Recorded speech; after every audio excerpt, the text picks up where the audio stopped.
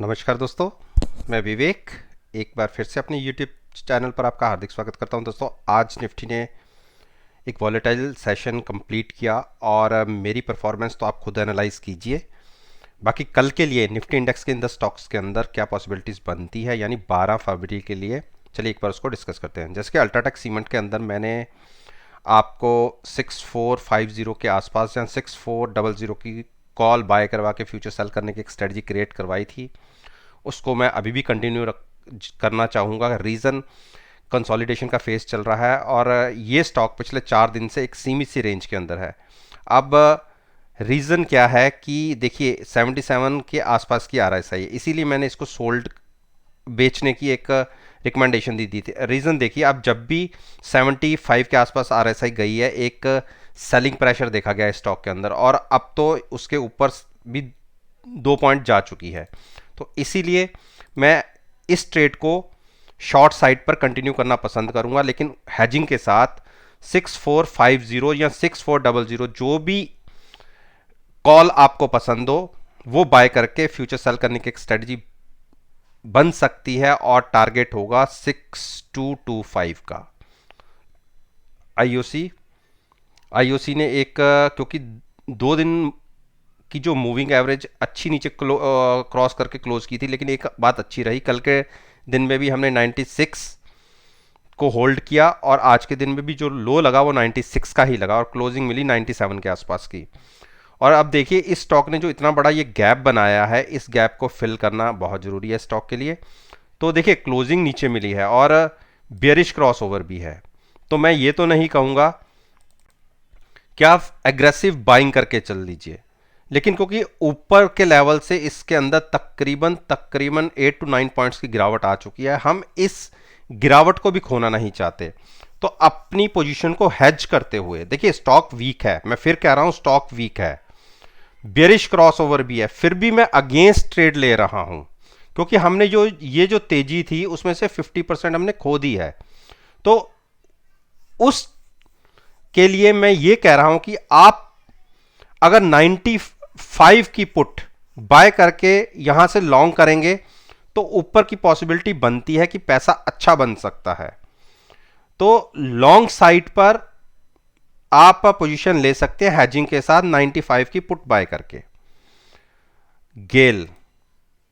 गेल को आप बाय कर सकते हैं, पुट बाय करनी होगी क्योंकि मैंने 134-35 के ऊपर की जैसे क्लोजिंग मैंने बोली थी कि आप उसके ऊपर इसमें लॉन्ग जा सकते हैं। देखिए कल के सेशन में इसने 133-34 के आसपास की क्लोजिंग दिखाई थी और मैंने कहा था कि अब इसको बाइंग कर सकते हैं। उस केस में हमने जो 130 की पुट बाय करने की बात करी थी और आज देखिए ऊपर खुले और कंटिन्यूस वहां से बाइंग और हायर साइड पर क्लोजिंग, तो बिल्कुल आप और लॉन्ग पे रह सकते हैं। आप जिसको नई पोजीशन बनानी है उसको जो पुट बाय करनी होगी वो 135 के आसपास के प्राइस की करनी होगी। जहां अगर थोड़ा सा और ज़्यादा रिस्क लेंगे तो वो 130 ही रहेगा, लेकिन 132 या 130 की पुट ही बाय करिए तो ज़्यादा अच्छा है। तो आप लॉन्ग में रह सकते हैं। मेरे हिसाब से एक बार इसके टारगेट 142 के होने चाहिए। Tata Motors consolidation, Tata Motors ने एक जो पैटर्न क्रिएट किया है वो बहुत ही रिस्की पैटर्न है। बेयरिश साइड की डोजी क्रिएट हुई है और मुझे लगता है कि जिस तरीके से ये पैटर्न क्रिएट हुआ है 317 ब्रेक हो सकता है। अगर 317 ब्रेक हुआ तो 292 तक के टारगेट आपको देखने को मिल सकते हैं। तो वेट एंड वॉच की स्ट्रेटेजी रखिए, लॉन्ग को अवॉइड कीजिए। 317 से प्राइस नीचे ब्रेक होता है, कंटिन्यूस ट्रेड होता है, तो आप 320 के आसपास की कॉल बाय करके फ्यूचर सेल कर सकते हैं 290 के टारगेट के लिए। लॉन्ग को अवॉइड कीजिए। यूपीएल में मेरा मानना था कि जैसे कल की क्लोजिंग मिली थी हम नीचे के टारगेट 513 के देख सकते हैं। तो लेकिन जैसा मैंने कल कहा था आज हमें वैसा ट्रेड देखने को नहीं मिला और मैंने कल कहा था कि आप अगर नीचे खुले तो आप हाफ एन आवर देखेंगे और उसके बाद ट्रेड लेंगे। चलिए किसी ने अगर हाफ एन आवर भी नहीं देखा हो तो मानता हूं कि प्राइस नीचे खुला और आपने शॉर्ट पोजीशन बनाई भी होगी, लेकिन शॉर्ट पोजीशन हमने 545 की कॉल बाय करके बनाई होगी और आप देखिए 545 के ऊपर प्राइस क्लोज हुआ है, तो मानते हैं कि एक स्लाइटली सा फ्यूचर्स में नुकसान आ रहा होगा, लेकिन कॉल में प्रॉफिट आ गया होगा तो 1 या 2 रुपए क्या नुकसान हो रहा होगा, लेकिन अभी भी हम ये पोजीशन को कैरी करना पसंद करेंगे। लेकिन क्योंकि अभी 9 दिन की मूविंग एवरेज ब्रेक नहीं हुई ऊपर की तरफ, केवल 20 डेज मूविंग एवरेज क्रॉस हुई है, तो मेरे को लगता है कि जो शॉर्ट पोजीशन हमने बनाई है ये प्रॉफिट में कन्वर्ट हो जाएगी, तो हम शॉर्ट में रहना पसंद करेंगे। लेकिन नई पोजीशन मैं किसी को नहीं कहूँगा कि आप कोई क्रिएट करें।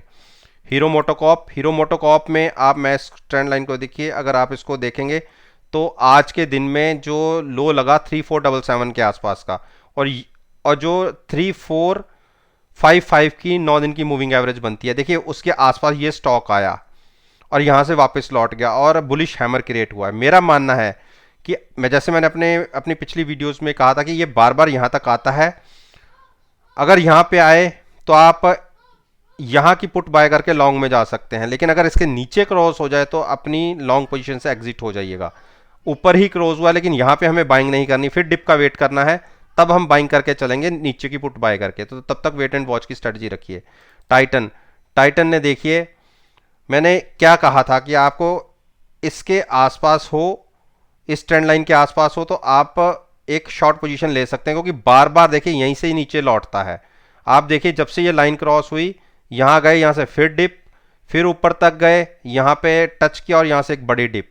ये मैंने अपनी पिछली वीडियोस में कहा था, और मैंने ये भी कहा था कि अगर इसके ऊपर क्लोजिंग मिलेंगी, खास करके ये ब्लू लाइन के ऊपर, तो हम बाइंग करके चलेंगे। लेकिन आप देखिए वहीं से एक सेलिंग प्रेशर फिर से आज देखने को मिला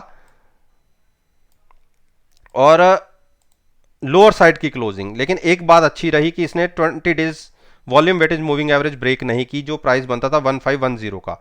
ये ट्रेड हमें देखिए कितना अच्छा मिला।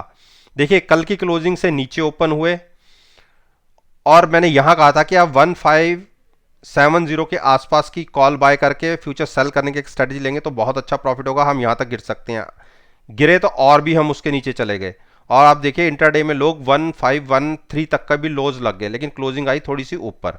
तो कितना बढ़िया प्रॉफिटेबल ट्रेड हमें देखने को मिला। देखिए क्लोजिंग 9 डेज मूविंग एवरेज के तो नीचे आई है, लेकिन 2 मूविंग एवरेज अभी बची हुई हैं। अगर 1510 के नीचे ट्रेड करना शुरू करता है तो आप ये मान के चलिए 1475 के टारगेट आपको देखने को मिल जाएंगे। तो उस केस में आपको 1510 की कॉल बाय करनी है एट द मनी, अगर प्राइस वहां तक आता है तब फ्यूचर सेल करना है 1475 के टारगेट के लिए। टीसीएस को अभी कोई ट्रेड नहीं करना है, एक रेंज बाउंड है, 3-4 मूविंग एवरेज के बीच में क्लोजिंग है, तो इसलिए अभी इसको अवॉइड कीजिए। मारुति भी अभी अपनी रेंज के अंदर ही ट्रेड कर रहा है, छोटी सी रेंज है, तो जब तक कोई ब्रेकआउट या ब्रेकडाउन देने की पॉसिबिलिटी नहीं होगी तब तक हम ट्रेड नहीं लेंगे। ऊपर की तरफ हम बाइंग करेंगे 7735 के ऊपर, और शॉर्ट करेंगे हम एक बार हमें 7600 के नीचे की क्लोजिंग मिल जाए या 7600 के नीचे ट्रेड करना शुरू हो तो आप 7650 की कॉल बाय करके फ्यूचर सेल कर सकते हैं नीचे की तरफ। ब्रिटेनिया में मैंने कहा था कि आप इसको लॉन्ग की एक अपॉर्चुनिटी तलाश सकते हैं। कल के दिन में जरूर नीचे गिर गए थे हम, लेकिन आज फिर हम 3450 के ऊपर आ गए, तो जिनको पुट बाय करा के मैंने लॉन्ग करवाया था उनका आज के डेट में फिर से एट पार पे आ गए हैं वो, और अगर कल की एक मूव और ऊपर मिल जाती है तो आप देखिए बहुत अच्छे प्रॉफिट के अंदर हम आ जाएंगे। और मेरा मानना है कि एक बार इसने 3500 क्रॉस किया तो आप बहुत जल्दी 3535 और 3550 बहुत तेजी से आप स्क्रीन पे ऊपर देखेंगे। तो बिल्कुल जैसे मैंने कल लॉन्ग करवाया था इसके अंदर, आप लॉन्ग की पोजीशन में रह सकते हैं, और जिसको नई पोजीशन भी लेनी है तो वो भी 3450 की पुट बाय करके लॉन्ग में रह सकते हैं। तो 3500 का टारगेट एक छोटा सा टारगेट फिलहाल के लिए होगा। तो दोस्तों ये मैंने निफ्टी के जो अच्छी वेटेज रखने वाले स्टॉक्स हैं उनके ऊपर अपना ओपिनियन आपके साथ शेयर किया है, और मेरा मानना है कि अगर मेरी इस वीडियो को आप कल के सेशन के साथ एनालाइज करेंगे, यकीन मानिए आप बहुत अच्छे प्रॉफिटेबल रिजल्ट्स देखेंगे। वीडियो अच्छी लगी हो तो लाइक कीजिए, शेयर कीजिए, और मेरे यूट्यूब चैनल को सब्सक्राइब करना मत भूलिएगा। इस बात के साथ मैं आपसे विदा लेता हूं और एक नई वीडियो के साथ फिर से आपके सामने आऊंगा। तब तक